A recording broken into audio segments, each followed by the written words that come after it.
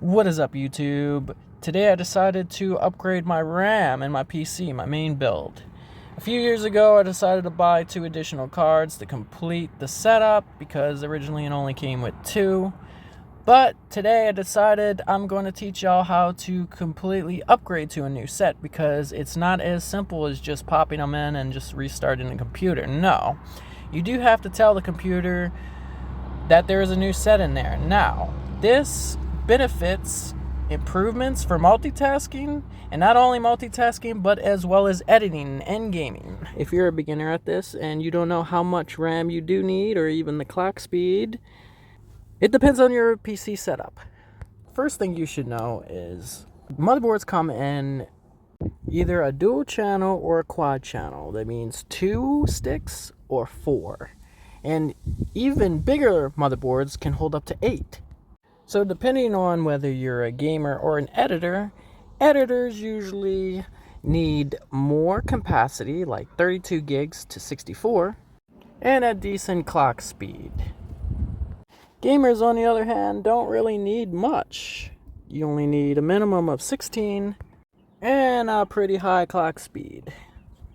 It's safe to say if you're a gamer and an editor, you might just want to go for the best of both worlds, a clock speed, performance, and at least 32 gigs.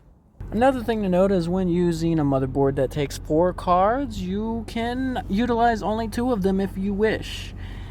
But anyway, I decided to go for the T-Force VulcanZ DDR4. This is 16 gigabytes each at a clock speed of 3600. So this kit of RAM is slightly faster than my other one and 32 gigabytes more than the other one. Getting into actually changing the cards out, you need to know what type of generation your RAM uses. The most current generation is DDR4 and 5. If you have a system older than 2017, around 2007 through 2017, you might have a DDR3 system, but they stopped being used in 2017 and went to DDR4. The newer ones are DDR5, but most common is DDR4. To check this, look up your motherboard model online to see what it supports, or look at the motherboard itself. Sometimes it shows you what it is. This is a random one from the internet, but it shows you right there. Now I went with a simple no RGB here, so it should be a clean install. Just simply take your old existing one out.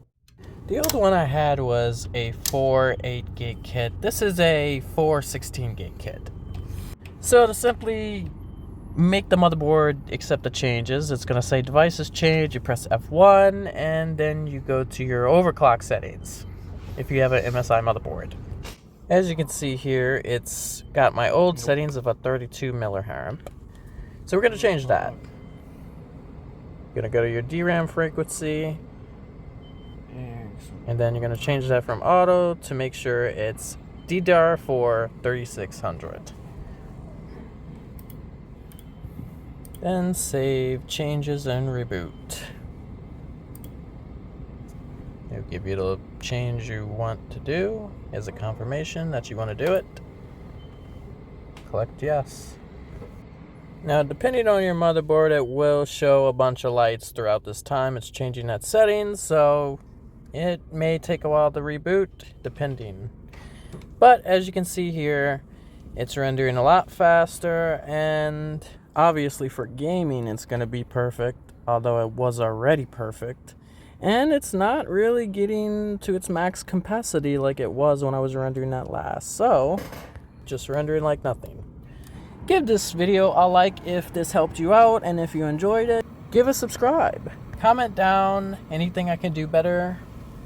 I'll see you guys for the next video.